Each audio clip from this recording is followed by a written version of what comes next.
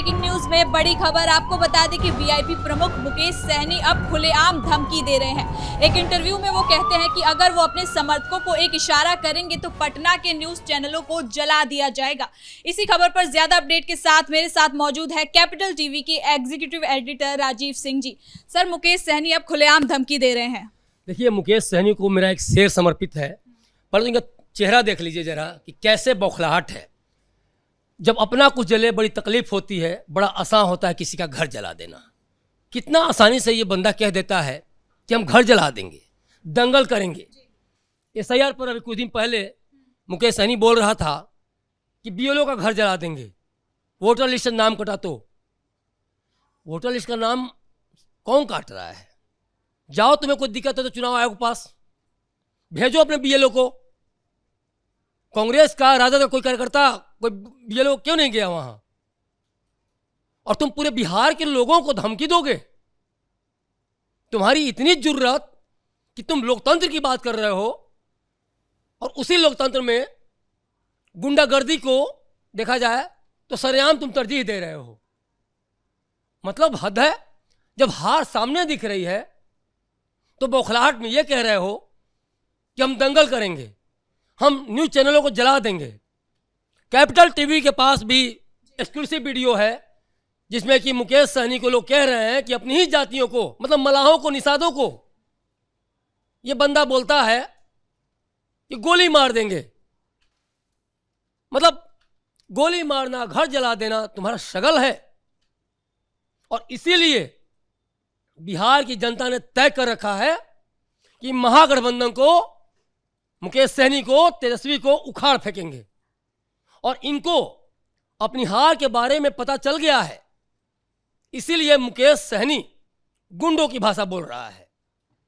सवाल यह है कि लोकतंत्र में जब पारदर्शी, निष्पक्ष और स्वतंत्र चुनाव हो रहे हैं तो तुम किस पे जबरदस्ती, फिर वही जंगल राज, बूथ कैप्चरिंग, बैलेट पेपर लूट लेना। अब तो ईवीएम है, लूटो। कहते हो ना, तुम्हारी पार्टियां कहती हैं ना कि ईवीएम को हैक किया जा सकता है। करो हैक, करो हैक। अमेरिका जाते हैं तुम्हारे नवाब राहुल गांधी, लंदन जाते हैं तो जाके वहां से लाए हैकर्स। क्या दिक्कत है? इतने पैसे खर्च कर रहे हो, थोड़ा सा काम कर लिए होते, बात कर लिए होते तो बात बन जाती। देखिए, ओवरऑल मुकेश सहनी का ये फ्रस्ट्रेशन है। डिप्टी सीएम बना दो, डिप्टी सीएम बना दो। जब बैठक हो रही थी पटना में, बंदा ये ऊपर से नीचे आया ही नहीं तब तक, जब तक कि साथ में मेरे को एक चलो घोषणा न करवा दो। ये है इनका असली चेहरा। बिहार की राजनीति नहीं करते हैं, बिहार के लिए राजनीति नहीं करते हैं। ये मुकेश सहनी खुद के लिए राजनीति करते हैं, संतोष सहनी के लिए राजनीति करते हैं, तेजस्वी यादव अपने लिए राजनीति करते हैं। यही इनका सगला। और इसीलिए बौखलाहट पर्सनल हो जा रही है। अगर आप अपने काम पे भरोसा है, अपने लोगों पर भरोसा है कि आपने अपने लोगों के लिए काम किया है, बिहार के लोगों के लिए काम किया है, आपका विजन है, रोड मैप है, तो डरे हुए क्यों हो? प्रथम चरण में जो चीज़ें आ गई तो सुधारो ना। दूसरे चरण में तुम्हारा ही तो पक्ष मजबूत है। लेकिन महिलाओं को तुमने देख लिया है लंबी लंबी कतारों में, युवाओं को देख लिया है लंबी लंबी कतारों में, बौखला गए हो। उधर राजद वाले बलवा कर रहे हैं, गुंडागर्दी कर रहे हैं, उनके लोग अरेस्ट हो रहे हैं, और ये बंदा आपका रैप चैनल में आग लगा देंगे, गोली मार देंगे। ध्यान देना होगा मुकेश सहनी को कि 2% मला जातियां हैं और तुम्हें क्यों दिया गया? तुम्हारे अपने इसी नेचर के चलते, जिस तरह तुम लगातार धमकी दे रहे हो। तुम गोली मार दोगे, तुम आग लगा दोगे, और बाकी बिहार की जनता मुक्त दर्शक देखती रहेगी, तुम्हें सत्ता से उखाड़ फेंकेगी।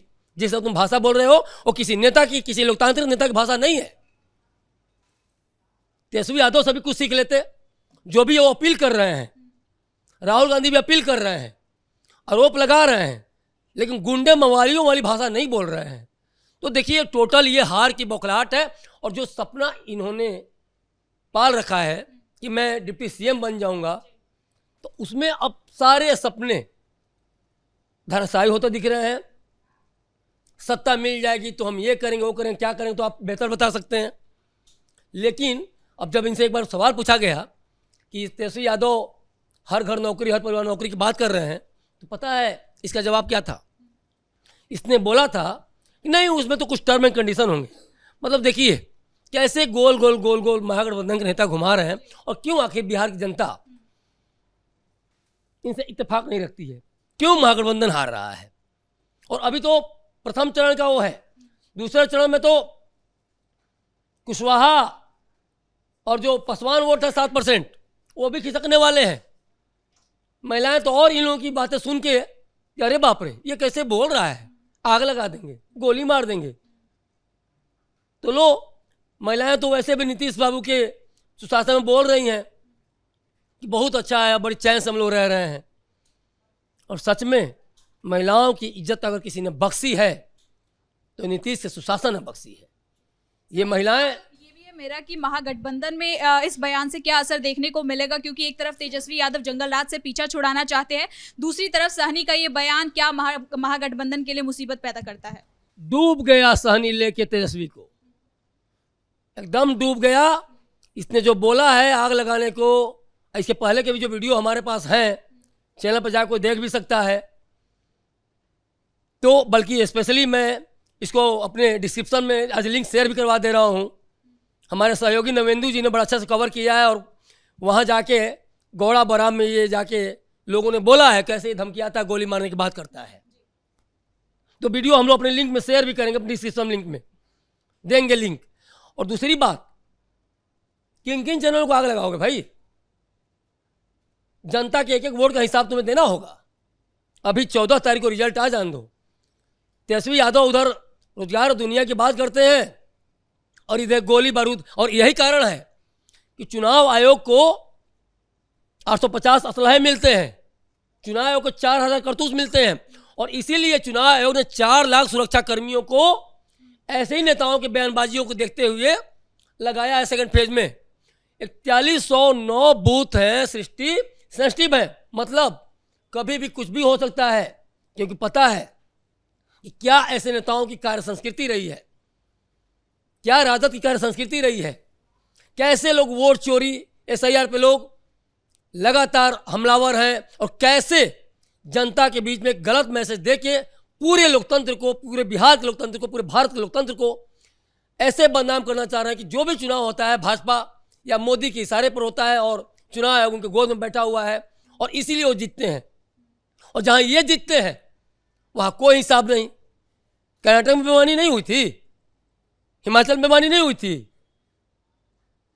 तेलंगाना में बेईमानी नहीं हुई थी, लेकिन वहां जीत गए तो नहीं हुई थी।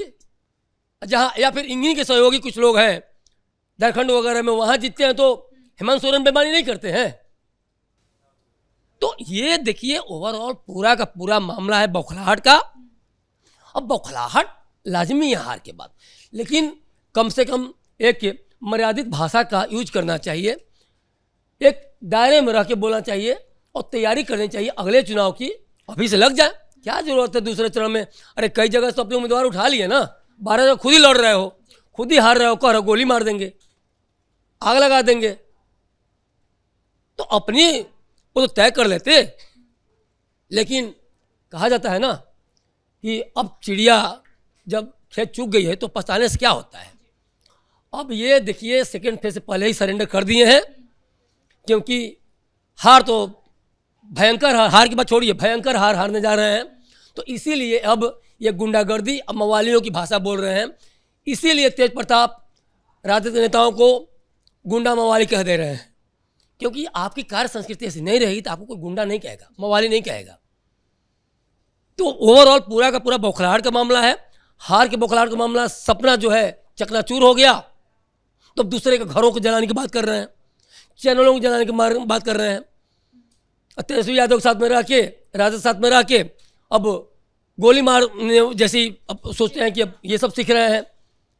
तो देखिए अब ये हार है, और आपको 14 तारीख को 11-12 बजते बजते ये छाती पीटते हुए ये विधवा विलाप स्टार्ट कर देंगे। बहुत बहुत शुक्रिया सर आपका इन तमाम जानकारी के लिए। तो कुल मिलाकर वीआईपी प्रमुख मुकेश सहनी ने ये जो बयान दिया है उसके बाद कहीं ना कहीं महागठबंधन की मुश्किलें बढ़ते नजर आ रही हैं, क्योंकि एक तरफ तेजस्वी यादव खुद को जंगलराज से बाहर निकालने की कोशिश कर रहे हैं, दूसरी तरफ उनके ही सहयोगी ऐसे बयान दे रहे हैं जो चुनाव में उनकी मुसीबतों को और ज्यादा बढ़ा सकते हैं। ब्रेकिंग न्यूज में इतना ही। कैमरा पर्सन राजकुमार के साथ मैं सृष्टि शाह।